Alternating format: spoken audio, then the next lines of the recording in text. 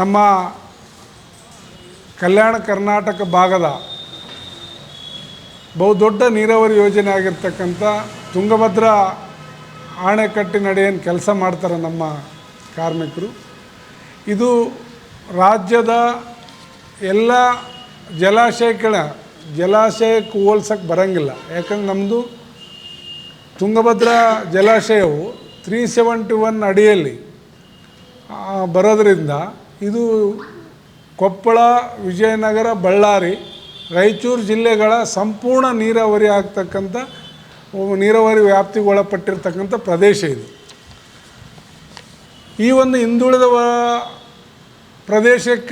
ಪ್ರದೇಶದಲ್ಲಿರ್ತಕ್ಕಂಥ ಇದು ಒಂದು ಮತ್ತು ನಮ್ಮ ಕೃಷ್ಣ ಮೇಲ್ದಂಡೆ ಯೋಜನೆ ಒಂದು ಬರ್ತದೆ. ಬಟ್ ಅಲ್ಲಿ ಇಷ್ಟೊಂದು ಕಾರ್ಮಿಕರು ಕೆಲಸ ಮಾಡ್ತಿಲ್ಲ. ಇಲ್ಲಿ ಈ ಭಾಗದಲ್ಲಿ ನಿಗಮಗಳಲ್ಲಿ ಸರ್ಕಾರದ ಒಂದು ಇದರಲ್ಲಿ ಆಧೀನದಲ್ಲಿ ಕೆಲಸ ಮಾಡ್ತಕ್ಕಂಥ ಬಹುದೊಡ್ಡ ಕಾರ್ಮಿಕರು ಯಾರಾದರೂ ಇದ್ದರೆ ಅದು ನಮ್ಮ ತುಂಗಭದ್ರಾ ಜಲಾಶಯದಲ್ಲಿ ಅಡಿಯಲ್ಲಿ ಕೆಲಸ ಮಾಡ್ತಕ್ಕಂಥ ಕಾರ್ಮಿಕರು.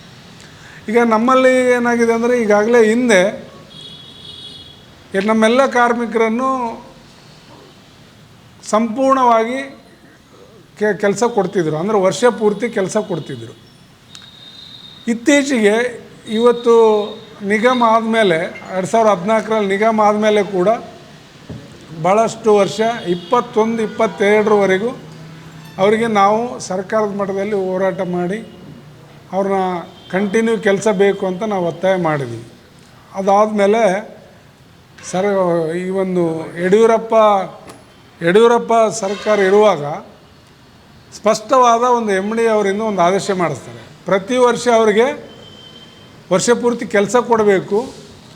ನೀರು ಇದ್ದಾಗ ನೀರು ನಿರ್ವಹಣೆ ಮಾಡ್ತಕ್ಕಂಥ ಕೆಲಸ, ನೀರಿಲ್ಲದಾಗ ಅವ್ರಿಗೆ ಕಾಲುವೆ ಸ್ವಚ್ಛ ಮಾಡುವಂಥ ಕೆಲಸಗಳಾಗಿರ್ತಕ್ಕಂಥ ಸಿಲ್ಟ್ ತೆಗೆಯೋದು, ಅಂದರೆ ಹೂಳು ತೆಗೆಯೋದು, ಜಂಗಲ್ ಕಟಿಂಗ್ ಮಾಡೋದು ಮತ್ತು ಸರ್ವಿಸ್ ರಸ್ತೆಗಳ ಸುಧಾರಣೆ ಮಾಡಿಕೊಳ್ಳೋದು, ಈ ರೀತಿಯಾಗಿ ಈ ಒಂದು ಕೆಲಸನ ಅವ್ರಿಗೆ ಸಂಪೂರ್ಣವಾಗಿ ಅವ್ರಿಗೆ ಕೆಲಸ ಕೊಡಬೇಕು. ಮುಂದಿನ ಟೆಂಡರ್ ಕರೆಯುವಾಗಲಿ ಮುಂದಿನ ಯಾವುದೇ ವಿಷಯದಲ್ಲಿ ಈ ಒಂದು ಅಂಶವನ್ನು ಗಂಭೀರವಾಗಿ ಇಟ್ಕೋಬೇಕು ಅಂತೇಳಿ ಮಾಡಿದ ಮೇಲೆ ನಮಗೆ 21ರವರೆಗೂ ಕೂಡ ನಮಗೆ ಎಲ್ಲನೂ ಸರಿಯಾಗಿತ್ತು. ಅದಾದ ನಂತರ ಕೆಲವು ಅಧಿಕಾರಿಗಳು, ಕಾರ್ಮಿಕ ವಿರೋಧಿ ಅಧಿಕಾರಿಗಳು ಸೇರಿಕೊಂಡು ನಮಗೆ ಇವತ್ತು ಕೆಲಸ ಇದ್ದಾಗ ಅಷ್ಟೇ ಅಂಥೇಳಿ ಸರ್ಕಾರಕ್ಕೆ ಮತ್ತು ಹೊಸ್ದಾಗಿ ಯಾರ್ಯಾರು ಆಫೀಸರ್ಸ್ ಬರ್ತಾರೆ, ವ್ಯವಸ್ಥಾಪಕ ನಿರ್ದೇಶಕರಿರ್ಬೋದು, ಚೀಫ್ ಇಂಜಿನಿಯರ್ ಇರ್ಬೋದು, ಅಂಥವರಿಗೆ ಸುಳ್ಳನ್ನು ಹೇಳಿ, ಕಟ್ಟುಕತೆಗಳನ್ನು ಹೇಳಿ ಕಾರ್ಮಿಕರನ್ನ ಕೆಲಸದಿಂದ ತೆಗೆಯುವಂಥ ಪ್ರಯತ್ನ ಮಾಡ್ತಾಯಿದ್ದಾರೆ.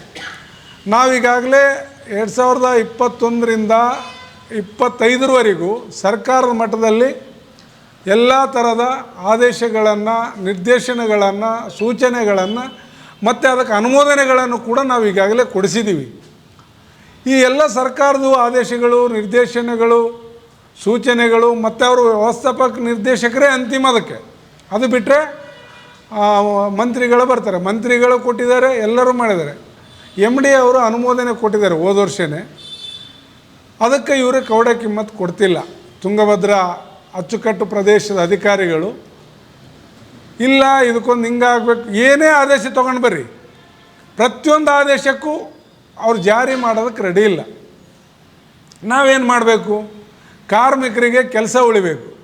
ನೋಡಿ, ಕಳೆದ ಬೆಳೆ ನಮಗೆ ನೀರು ಡ್ಯಾಮ್ ತುಂಬಿತ್ತು, ಆ ಬೆಳೆಗೆ ನೀರು ಸಾಕಾಗ್ತಿತ್ತು, ಹೆಚ್ಚಾಗ್ತಿತ್ತು ನೀರು. ಅಂಥ ಸಂದರ್ಭದಲ್ಲಿ ಗೇಟ್ ರಿಪೇರಿ ಹೆಸರಲ್ಲಿ ಕೆಲಸನ ಬಂದ್ ಮಾಡಿದರು. ಹೌದಾ? ಇದು ಯಾವುದು? ಇದು ತಾಂತ್ರಿಕ ಕಾರಣ. ಪ್ರೈವೇಟ್ ಕಂಪ್ನಿಯಲ್ಲಿ ಕೂಡ ಯಾವುದೇ ಒಂದು ಸಮಸ್ಯೆಯಾಗಿ ಕಂಪ್ನಿ ಕೆಲಸ ನಡೆದರೆ, ಕಂಪ್ನಿಯಲ್ಲಿ ಏನಾದರೂ ಕಂಪ್ನಿ ಇದನ್ನು ಬಂದ್ ಮಾಡಿ ಅದನ್ನು ಎಲ್ಲರಿಗೂ ಇದು ಮಾಡಬೇಕು, ಆ ಕೆಲಸಗಾರನ ಯಾರನ್ನು ತೆಗಿಬಾರದು, ಕೊಡ್ರಿ ಎಲ್ಲರಿಗೂ ಕೆಲಸದಿಂದ ತೆಗಿಬಾರದು. ಜೊತೆಯಲ್ಲಿ ಭಾಳ ಮುಖ್ಯವಾಗಿ ಹೇಳ್ತದ, ಒಬ್ಬರು ಕಳಿಸ್ರಿ, ಖಾಸಗಿ ಕಂಪ್ನಿಗಳು ಲಾಸ್ ಆದರೂ ಕೂಡ ವೇತನ ಪಾವತಿ ಮಾಡಬೇಕಂತ ಕಾನೂನು ಹೇಳ್ತದೆ. ಸಂಬಂಧ ಇಲ್ಲ, ಅವ್ರಿಗೆ ಸೆಟ್ಲ್ಮೆಂಟ್ ಮಾಡಬೇಕು. ಇಲ್ಲ ಒಂದು 6 ತಿಂಗಳ 7 ತಿಂಗಳ ಕಂಪ್ನಿನ ಬಂದ್ ಮಾಡಿ ಪುನಃ ಚಾಲೂ ಮಾಡ್ತೀವಿ, ಕಂಪ್ನಿನ ರಿಪೇರಿ ಮಾಡಬೇಕು, ಏನೇ ಕೆಲಸ ಇದ್ದಾಗಲೂ 6 ತಿಂಗಳ 7 ತಿಂಗಳ ಅವರಿಗೆ ವೇತನ ಸಹಿತ ವೇತನ ಕಂಪಲ್ಸರಿ ಕೊಡಬೇಕು. ಅವರು ಮನೆಯಲ್ಲಿದ್ದರೂ ಅವ್ರು ವೇತನ ಕೊಡಬೇಕಂತ ಕಾನೂನಿದೆ, ಅದೆಲ್ಲ ಕಡೆ ನಡೀತಿದೆ. ಬಟ್ ಇದೊಂದು ಸರ್ಕಾರಿ ಸ್ವಾಮ್ಯದ ನಿಗಮ ಆಗಿದ್ದಾಗ ಈ ಒಂದು ನಿಗಮದಲ್ಲಿ ಲೇ ಆಫ್ ಅನ್ನೋ ಗೊತ್ತಿಲ್ಲ, ಕಾರ್ಮಿಕ ಕಾಯ್ದೆಗಳು ಗೊತ್ತಿಲ್ಲ, ಕಾರ್ಮಿಕರನ್ನ ಯಾವ ಥರ ದುಡಿಸ್ಕೊಳ್ಬೇಕು ಅನ್ನೋದು ಗೊತ್ತಿಲ್ಲ. ಕಾರ್ಮಿಕರಂದರೆ ಅವರು ಮನೆ ಕೆಲಸದವ್ರಕ್ಕಿಂತ ಹತ್ತತ್ತಾಗಿ ಇವತ್ತು ಅವರು ಇಲ್ಲಿ ನಮ್ಮವ್ರನ್ನ ನಡೆಸ್ಕೊಳ್ಳೋದು ನೋಡ್ತೀವಿ. ಇದೆಲ್ಲ ಸರ್ಕಾರದ ಆದೇಶಗಳನ್ನು ಉಲ್ಲಂಘಿಸಿ ಸರ್ಕಾರದ ಆದೇಶಗಳನ್ನು ಯಾವಾಗ ಪಾಲನೆ ಮಾಡಲಿಲ್ಲ, ನಮ್ಮ ಕಾರ್ಮಿಕರನ್ನ ಮತ್ತೆ ಇವರು ಗೇಟ್ ರಿಪೇರಿಯರ್ಸನ್ನ ಕೆಲಸ ಕಳಿತಾರಂತ ಗೊತ್ತಾದ ಮೇಲೆ ನಾವು ಅನಿವಾರ್ಯವಾಗಿ ಅವ್ರಿಗೆಲ್ಲ ರೀತಿಯಿಂದ ಮನವಿ ಪತ್ರ ಕೊಟ್ಟಿವಿ. ಸರ್ಕಾರದ ನಿರ್ದೇಶನಗಳದೆಲ್ಲ ಕೊಟ್ಟಾಗಲೂ ಒಪ್ಪಲಿಲ್ಲ ಅವರು. ನಾವು ಅನಿವಾರ್ಯವಾಗಿ ಕಾನೂನು ಹೋರಾಟಕ್ಕೆ ಮುಂದಾದ್ವಿ. ಕಾನೂನು ಹೋರಾಟದಲ್ಲಿ ನಮಗೆ ಜಯ ಸಿಕ್ತು. ಕಾನೂನು ಹೋರಾಟದಲ್ಲಿ ನಾವು ಕೇಳಿದ್ದು ತುಂಗಭದ್ರಾ ನೀರಾವರಿ ಕಾರ್ಮಿಕರು ಭಾರತದ ಸಂವಿಧಾನದ ಅಡಿಯಲ್ಲಿ ಭಾರತದ ಕಾರ್ಮಿಕ ಕಾಯ್ದೆ ಅಡಿಯಲ್ಲಿ ಬರ್ತಾರೆ ಇವರು ಅನ್ನೋದು ಮೊದಲನೇ ಬಾರಿಗೆ ನಾವು ಅಧಿಕಾರಿಗಳಿಗೆ ತಿಳಿಸಿದ್ದೀವಿ. ಅದರ ಮೂಲಕ ಏನು ಹೇಳಿದರು, ಯಾವುದೇ ಕಾರ್ಮಿಕರ ಕೆಲಸನ ತೆಗಿಬೇಕಾದ್ರೆ ಲೇ ಆಫ್ ಅಂದರೆ ಸರ್ಕಾರದಿಂದ ಅನುಮತಿ ತಗೋಬೇಕು. ಇಷ್ಟೇ ದಿನ ಇವ್ರನ್ನ ತೆಗಿತೀವಿ, ಇವ್ರನ್ನ ತೆಗೆದರೂ ಕೂಡ ಅರ್ಧ ಸಂಬಳ ಕೊಡ್ತೀವಿ, ಇವರಿಗೆ ಎಷ್ಟು ದಿನ ತೆಗಿತೀವಿ ಅಷ್ಟು ದಿನ ಅರ್ಧ ಸಂಬಳ ಕೊಡ್ತೀವಿ ಅಂತ ಸರ್ಕಾರದಿಂದ ಪರ್ಮಿಷನ್ ತೊಗೊಂಡು ತೆಗಿಬೇಕು ಇವ್ರನ್ನ. ಇಲ್ಲಿವರೆಗೆ ಏನು ಮಾಡಿದಾರೆ ಅಂದ್ರೆ ಬೇಕಿದ್ದಾಗ ಬರ್ರಿ ಅನ್ನೋದು. ಈಗೆಲ್ಲ ನಮ್ಮಲ್ಲೆಲ್ಲ ಹೊಲ ಹತ್ತಿ ಬಿಡಿಸೋದಕ್ಕೆ ಇದಕ್ಕೆಲ್ಲ ಕರಿತಾರಲ್ಲ, ಆ ರೀತಿಯಲ್ಲಿ ಬರ್ರಿಯಪ್ಪ ಇವತ್ತು 4 ಮಂದಿ ಬಂದು ಬರ್ರಿ, ನಾಳೆಗೆ 2 ಬರ್ರಿ. ತುಂಗಭದ್ರಾ ಅಣೆಕಟ್ಟು ಇರೋದು ಪರ್ಮನೆಂಟು, ಅದೊಂದು ಕಾಯಂ ಸ್ವರೂಪದ್ದು. ಇವತ್ತು ಅದ್ರ ಕೆಳಗೆ ಬರ್ತಕ್ಕಂಥ ನಿಗಮ ಏನು ಕರ್ನಾಟಕ ನೀರಾವರಿ ನಿಗಮ ಅದು ಶಾಶ್ವತ ಇರೋದೆ. ಇವತ್ತು ಚೀಫ್ ಇಂಜಿನಿಯರ್ ಶಾಶ್ವತನೇ ಇದ್ದಾರೆ, SC ಅವರು ಇದ್ದಾರೆ, AEE ಇವೊಂದು JE ಮತ್ತು ಇಷ್ಟೆಲ್ಲ ಕೆಳಗಡೆ ಆಫೀಸರ್ಸ್ ಎಲ್ಲ ಪರ್ಮನೆಂಟ್ ಆಗಿದೆ. ನೋಡಿ, ತುಂಗಭದ್ರಾ ಜಲಾಶಯದ ಮುಖ್ಯ ಉದ್ದೇಶ 10 ಲಕ್ಷ ರೈತರಿಗೆ, ಈ ಭಾಗದ 10 ಲಕ್ಷ 4 ಜಿಲ್ಲೆಗಳ ಬಳ್ಳಾರಿ, ರಾಯಚೂರು, ಕೊಪ್ಪಳ, ವಿಜಯನಗರ ಜಿಲ್ಲೆಗಳ 10 ಲಕ್ಷ ರೈತರ ಎಕರೆಗೆ ಭೂಮಿಗೆ ನೀರು ಕೊಡ್ತಕ್ಕಂಥ ಒಂದು ಉದ್ದೇಶ ಇದು. ನೀರು ಯಾರು ಕೊಡ್ತಾರೆ? ಯಾರಾದರೂ ಬಂದು ಇವ್ರು ಪಂಪ್ ತಿರುತ್ತಾರಾ? ಅಲ್ಲಿ ಯಾರು ಕೆನಲ್ ಮೇಲೆ ಹಗಲು ರಾತ್ರಿ ಮಳೆ ಚಳಿ ಅಂದು ಬಿದ್ದಕಂದು ಯಾರಾದರೂ ಅಲ್ಲಿ ನೀರು ಕಂಟ್ರೋಲ್ ಮಾಡ್ತಾರೆ ಇವರು ಆಫೀಸರ್ಸು? ಮನೇಲಿ ಮಲಿಕೊಂಡು ಗ್ಯಾಂಗ್ ಮನ್ರಿಗೆ ಕೇಳ್ತಾರೆ ಎಲ್ಲಿದೆ, ಎಷ್ಟಿದೆ, ಏನಿದೆ ಕಂಟ್ರೋಲ್ ಮಾಡಿ. ಇವೆಲ್ಲನೂ ನಾವು ಪ್ರಾಕ್ಟಿಕಲಾಗಿ ನೋಡಿದ್ದೀವಿ. ನಾವು ಹೇಳ್ತಾಯಿದ್ದೀವಿ, ನೀರು ಕೊನೆ ಭಾಗಕ್ಕೆ RDS ಅಂದರೆ ಗಿಲ್ಲೆ ಸೂಗೂರು ಉಪವಿಭಾಗದ ರೈತರಿಗೆ ನೀರು ಮುಟ್ತಾವಂದ್ರೆ ನಮ್ಮ ತುಂಗಭದ್ರಾ ಕಾರ್ಮಿಕರ ಶ್ರಮ ಅದು. ಆ ಶ್ರಮನ ಇವತ್ತು ಮುನಿರಾಬಾದ್ ವ್ಯಾಪ್ತಿಯ ಅಧಿಕಾರಿಗಳು ಅದನ್ನು ಭಾಳ ಕೇವಲವಾಗಿ ಪರಿಗಣಿಸ್ತಕ್ಕಂಥದ್ದು. ಏನಂದರೆ ನೀವು ಇಲ್ಲದೆ ನಡೀತಾ, ನೀವು ಇದ್ದರೆ ನಡೀತಾ ಅಂತ ಅವರು ಭಾಳ ಉಡಾಫೆಯಾಗಿ ನಡ್ಕೊಳ್ತಿದ್ದಾರೆ ಕಾರ್ಮಿಕರ ಜೊತೆಗೆ. ಅದಕ್ಕೆ ನಾವು ಹೇಳ್ತಿದ್ದೀವಿ, ಸರ್ಕಾರದಿಂದ ಆದೇಶ ತಂದರೂ ಒಪ್ಪಲಿಲ್ಲ, ನಿಗಮದಿಂದ ಆದೇಶ ತಂದರೂ ಒಪ್ಪಲಿಲ್ಲ, ಕೊನೆಗೆ ನಮಗೆ ಉಳಿದಿರೋ ಸಂವಿಧಾನ ಮತ್ತು ಕಾನೂನು, ಅದರ ಅಡಿಯಲ್ಲಿ ಕಾನೂನು ತಂದಿದ್ದೀವಿ, ಅದರ ಅಡಿಯಲ್ಲಿ ಕೆಲಸ ಮಾಡಿದ್ದೀವಿ. ಮತ್ತು ಅದಕ್ಕೆ ಪೇಮೆಂಟ್ ನೀವು ಕೊಡಲಾರ್ದಾಗ ಮತ್ತೆ ಅದನ್ನು ಪ್ರಶ್ನಿಸಿ ನಾವು ಹೈಕೋರ್ಟಿಗೆ ಹೋದ್ವಿ, ವೇತನ ಬಾಕಿ ಕೊಡಬೇಕು ಅಂತೇಳಿ. ಅವೆಲ್ಲ ಆದೇಶದ ಮೇಲೆ ಮೊನ್ನೆ ಹೋದ ತಿಂಗಳು 29ಕ್ಕೆ ಕಲಬುರಗಿ ನ್ಯಾಯಪೀಠ ನಮಗೆ ಆದೇಶನೇ ಮಾಡುತ್ತೆ, 2 ತಿಂಗಳ ಒಳಗಡೆ ಎಲ್ಲ ಬಾಕಿ ವೇತನನ್ನು ಕೊಡಬೇಕು ಅಂತೇಳಿ. ಇದೆಲ್ಲದರ ನಡುವೆ ನಮಗೆ ಉದ್ಯೋಗದ ಅಭದ್ರತೆ ಕಾಡ್ತಾ ಇದೆ ನಮ್ಮ ಕಾರ್ಮಿಕರಿಗೆ. ಯಾಕಂದರೆ ಇಲ್ಲಿ ಒಂದಿಷ್ಟು ಸುಳ್ಳು ಹೇಳ್ತಕ್ಕಂಥ ಅಧಿಕಾರಿಗಳಿಂದ ಕಾರ್ಮಿಕರಿಗೆ ವಂಚನೆ ಆಗ್ತಿದೆ, ಕಾರ್ಮಿಕರಿಗೆ ಮೋಸ ಆಗ್ತಿದೆ. ಅದನ್ನು ನಾವು ಸರ್ಕಾರಕ್ಕೆ ನಾವೇನು ಮಾಡ್ತೀವಿ, ನಿಯೋಗಗಳು ಹೋಗಿ ತಿಳಿಸ್ತಿದ್ದೀವಿ, ಆದರೆ ಅದು ಅಷ್ಟಕ್ಕೆ ಸರಿ ಹೋಗಲಿಲ್ಲ.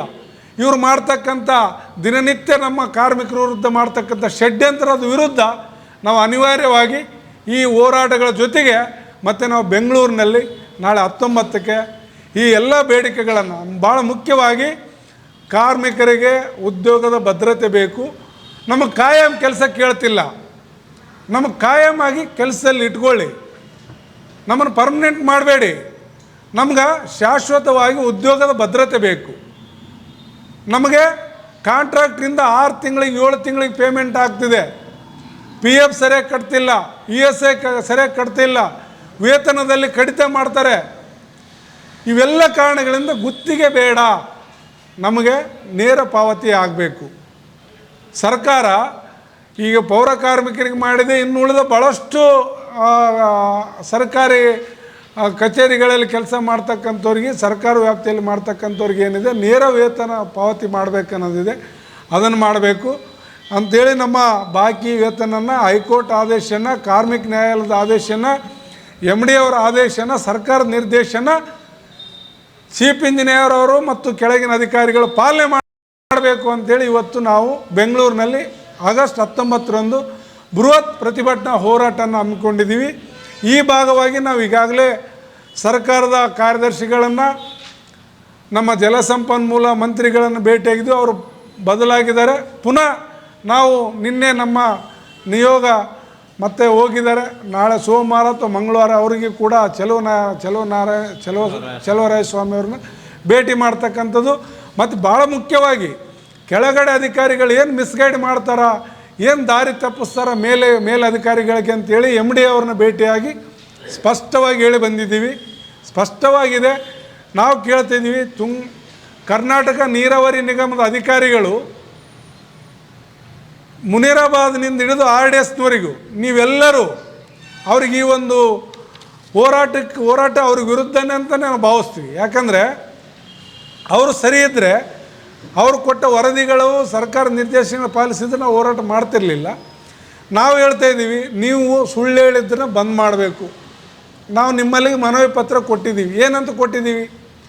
ಸರ್ಕಾರದ ಆದೇಶಗಳಿದ್ದಾವೆ, ಕಾರ್ಮಿಕ ನ್ಯಾಯಾಲಯದ ಆದೇಶ ಇದೆ, ಮುಂದುವರ್ಸಕ್ಕೆ ಇಲ್ಲಾಂದ್ರೆ ರೈಟಿಂಗಲ್ಲಿ ಕೊಡಿ, ಆಗ್ತದೋ ಆಗೋದಿಲ್ಲ ಅಂತ ನೀವು ಕೊಡಿ ಅಂತ ಕೇಳಿದ್ರೆ ಅದಕ್ಕೂ ಉತ್ತರ ಇಲ್ಲ. ಈಗೇನಾಗಿದೆ, ನೀವು ಮೇಲಧಿಕಾರಿಗಳಿಗೂ ಸರ್ಕಾರಕ್ಕೂ ಏನು ದಾರಿ ತಪ್ಪಿಸೋ ಕೆಲಸ ಮಾಡ್ತಿದ್ದೀರಿ. ನಿಮ್ಮೆದುರಲ್ಲೇ ಎಲ್ಲ ದಾಖಲಾತಿಗಳ ಜೊತೆಗೆ ಚರ್ಚೆ ಮಾಡೋಕ್ಕೆ ತಯಾರಿದ್ದೀವಿ ಅಂತ ಸರ್ಕಾರಕ್ಕೆ ತಿಳಿಸಿದ್ದೀವಿ. ನೀವು ಅಧಿಕಾರಿಗಳು ದಾರಿ ತಪ್ಪಿಸೋ ಕೆಲಸ ಬಿಡಿ. ಕಾರ್ಮಿಕರು 200 ರೂಪಾಯಿಯಿಂದ ದುಡ್ಕಂತ ಬಂದು ಇವತ್ತು ಭಾಳ ಕಡಿಮೆ 10,000 12,000ಕ್ಕೆ ದುಡ್ತಿರ್ತಕ್ಕಂಥ ಕಾರ್ಮಿಕರು ಇವತ್ತಿದ್ದಾರೆ.